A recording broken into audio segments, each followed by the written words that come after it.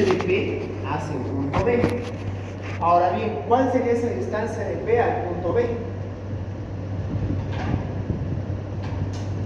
Fíjense, es una distancia perpendicular a la fuerza P y que pasa por el punto B, ¿no? Entonces aquí voy a colocar la escuadra y una regla. Aquí la escuadra para indicar que sea perpendicular y tendré que ir jugando hasta que pase por el punto B.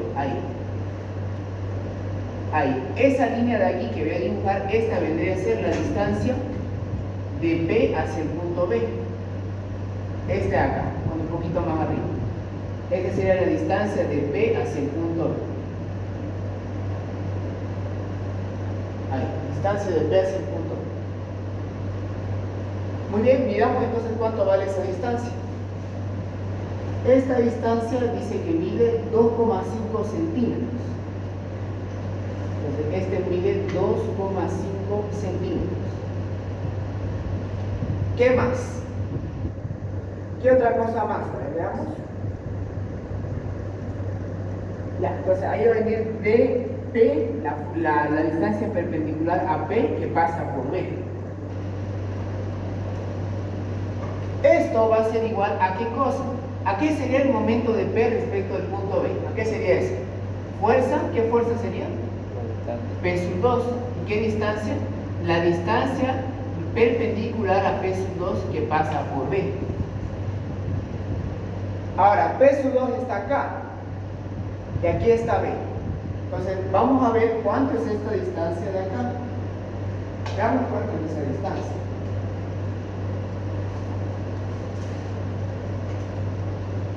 Bien, veamos cuánto nos da esta distancia. Ahora aquí va a venir esta recta y eso tiene que ser perpendicular a la cuadra y la recta, y ahí está.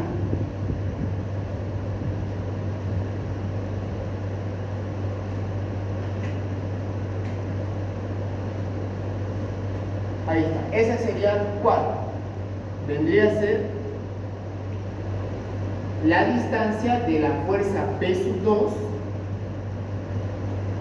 respecto al punto B. Distancia perpendicular a la fuerza P sub 2 que sabemos que va a pasar por acá y que pasa por este punto. Midiendo esto, vemos que mide 5 centímetros, ¿no? Mide, perdón, no mide 5 centímetros.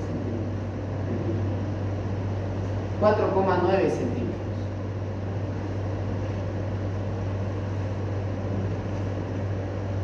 Bien, mide 4,9 centímetros. Entonces, veamos. Tenemos las distancias. Toca reemplazar, toca despejar y reemplazar ahí P sub 2. Entonces, despejemos. P sub 2, lo único que quiero saber de acá es cuánto vale. No quiero saber su signo ni nada todavía. Así que todo en valor absoluto y despejamos. Esto manda al otro lado y se va a hacer dB dividido dP2 dB por la fuerza P. Reemplazando nos va a quedar dPB nos dio 2,5. dPB nos dio 2,5 centímetros. dP2 nos dio 4,9. 4,9. P sabemos que vale 500, así que reemplazo y vemos cuánto nos da P sub 2 aplicando el método de Riemann. ¿Cuánto nos da P sub 2? 255.10. Ya, 255.10. 255.10 kilogramos fuerza. Uy, vemos que este sale. ¿Sí? ¿Cuál?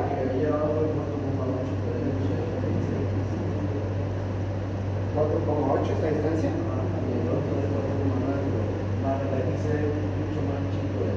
Ah, ¿verdad? No, es 3,8. Era 3,8.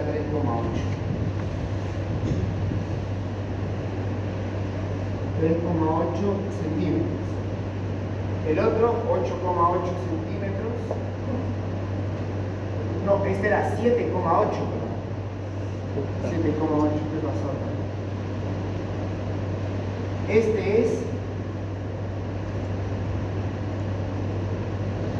2,5 y este es 4,9 centímetros. Está bien. Para acá entonces a ver, recalculemos eso. 3,8 y el otro era 7,8. 3,8 y el otro era 7,8.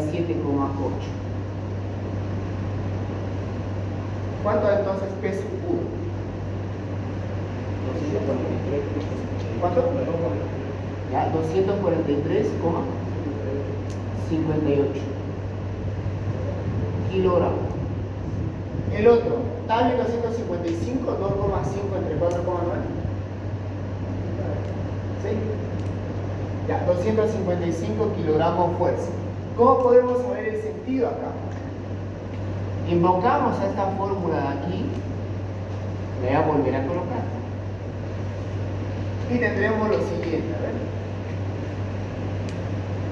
Momento en P de respecto al punto B es igual a momento en P sub 2 de B. Momento de la fuerza P respecto al punto B, fíjense. P respecto al punto B produce un momento horario o antihorario.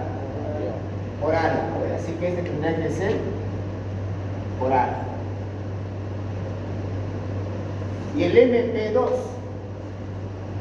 la fuerza esta de acá tendría que ir hacia la derecha o hacia la izquierda para producir el momento horario respecto al punto B.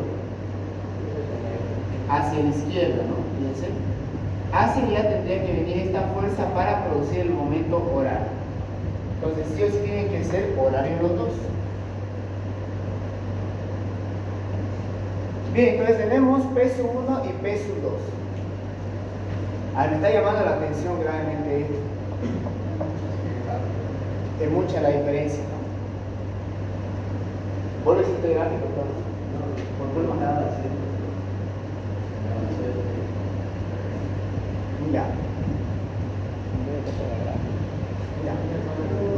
Yo la verdad pienso que el que tal vez le puede haber pelado más fue el de Kuhlmann. Las otras rectas yo las tuve que dibujar, me guié con estas distancias, pero la recta auxiliar de Kuhlmann, fíjense cómo la coloqué. Crea una paralela tal cual, ¿no? Seguramente el camino sabe bien inclinar esto y por eso ha variado. Yo lo hice rápido y ¿Qué está acá? ¿El Kuhlmann? 240, 260 más cercano y el otro 330. El de Kuhlmann seguramente fue por la recta de Kuhlmann que no lo copié bien.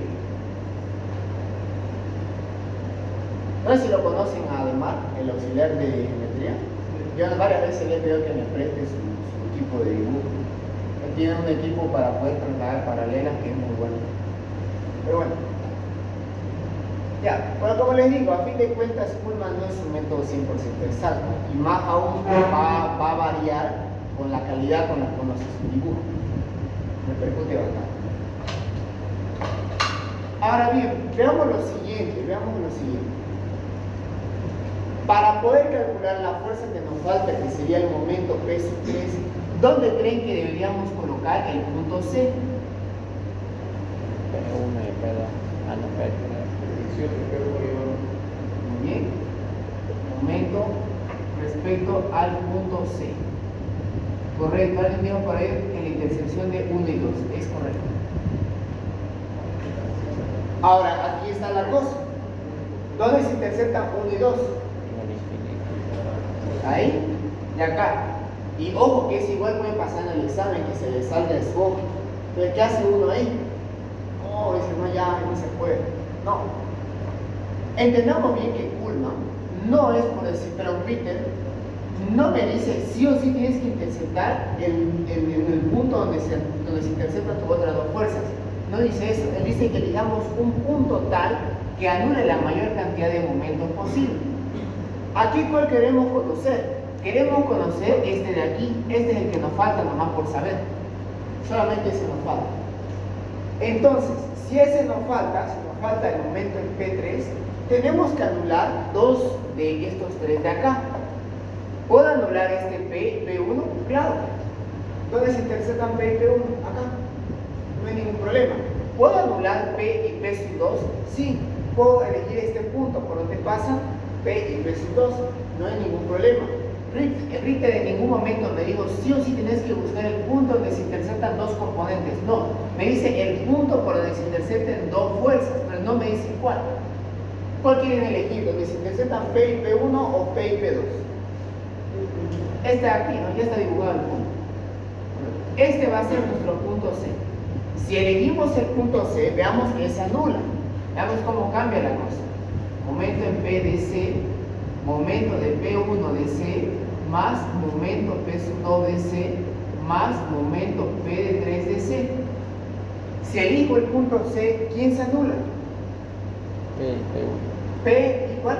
P1. Y P1, ¿no? Correcto, P y P1. Estos dos desaparecen, chao. Y mi única incógnita va a ser P3. Por lo tanto, ¿aquí qué me va a quedar? 0 es igual a ¿qué cosa? P sub 2. P sub 2 es un momento. ¿Y aquí es igual a un momento? Fuerza por distancia. ¿Qué distancia sería esta? La distancia de la fuerza 2 hacia el punto C.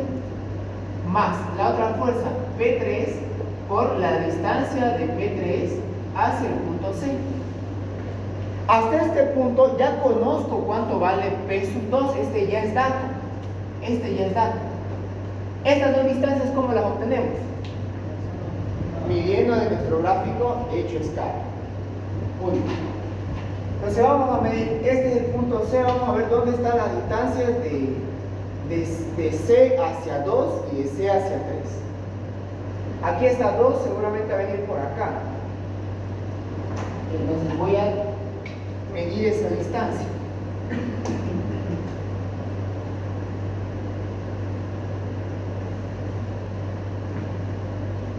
Yo me acuerdo que en mi examen, cuando yo llevé la materia, él nos dio, el ingeniero justamente nos dio un ejercicio así. Un ejercicio donde dos fuerzas nunca se iban a interceptar, pues se salían de la hoja. Yo me acuerdo que varios le pusieron no se puede o no tiene solución. Y no, el problema es eso, no entendieron bien el concepto de Ritter. Ritter en ningún momento dijo donde se interceptan las otras dos componentes que no quiero.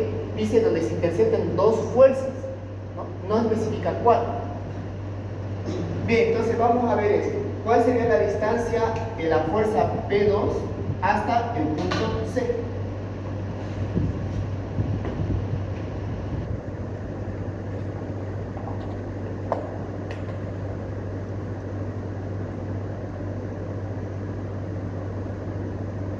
Ahí, hacia el punto C. Ahí hasta. Muy bien, entonces este de aquí va a ser la distancia, sería distancia de la fuerza 2, por aquí va a pasar la fuerza 2 hacia el punto C, distancia de la fuerza 2 hacia el punto C. Y la otra, ¿cuál más queremos saber? Distancia de P3 hacia C, la recta 3 que es esta de acá. Entonces veamos cuál sería la recta que pasa por el punto C y es perpendicular a 3. Entonces aquí medimos, coloco la escuadra y voy midiendo que sea perpendicular a esta recta, ahí, y que pase por C, un poquito más arribita, ahí está. Esta va a ser la distancia de la fuerza P3 que pasa por C.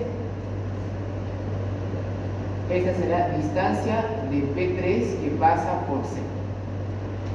Muy bien, ahora solamente queda medir. Mido esto y mide 3,4 centímetros. Este mide 3,4 centímetros. El otro, mido este de acá. Este mide también 2,4 centímetros. 2,4 centímetros. 2,4 centímetros.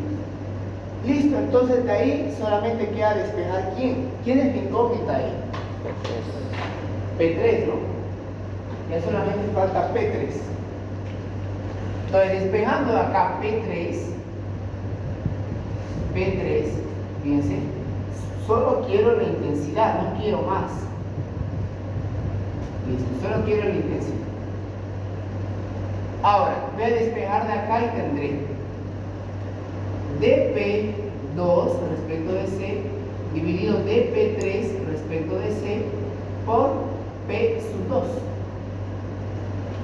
Bien, toca reemplazar, reemplazamos eso y vamos a tener dP2 respecto de C 4,9 centímetros, dP3 respecto de C 2,4 centímetros. Vamos a ver, 3,4 era acá, sí.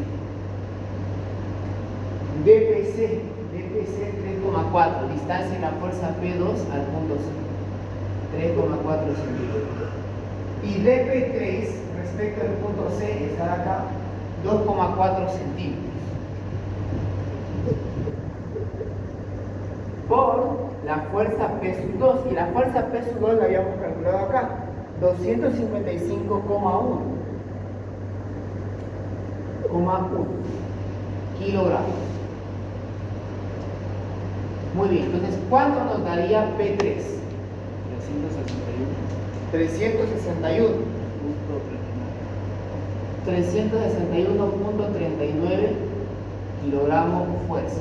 Listo, tenemos hasta ahí el P3. Pero ahora, aparte de necesitar el valor de P3, también tenemos que conocer hacia dónde va. Entonces voy a utilizar esta fórmula acá, la fórmula primigenia. Cuando lo dibujo acá, fíjense aquí lo interesante. Cuando lo dibujo acá, ¿qué va a quedar? 0 tiene que ser igual al momento de P2 respecto de C más el momento de P3 respecto de C. Ya no está como los otros, no son iguales. La suma de los dos tiene que anularse. Entonces aquí fíjense y pongan mucha atención. La fuerza 2 respecto del punto C produce un momento horario o antihorario. Horario, ¿no ven? Este produce horario. Para que esto pueda ser 0, ¿cuánto tendría que ser este? ¿O cómo tendría que venir este? Antihorario, ¿no ven? Tendría que ser un positivo, el otro un negativo, para que se puedan cancelar. Entonces, P3,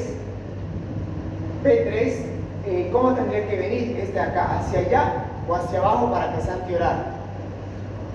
Hacia abajo, ¿no? Fíjense, si la fuerza esta 3 va hacia arriba, respecto al punto C me produce un momento antihorario. Entonces P3 va arriba, P1 va allá y P2 va allá. Listo, entonces de esa forma obtenemos P1 va hacia arriba, P sub 2 también va, bueno, este más va para la izquierda, y P sub 3 había ido para allá. Para allá. Bueno, por lo menos en los sentidos nos coincidió con Kuhlmann. En Kuhlmann, ¿cómo venía? ¿Se acuerdan? Venía una fuerza 1, luego venía 3, y luego vino 2, ¿no? Y luego de ahí llegamos la resultante P. Por lo menos eso sí nos coincidió. 1 hacia allá, 3 subía y 2 iba para allá. Ya los valores ahí ya nos varió mucho, ¿no?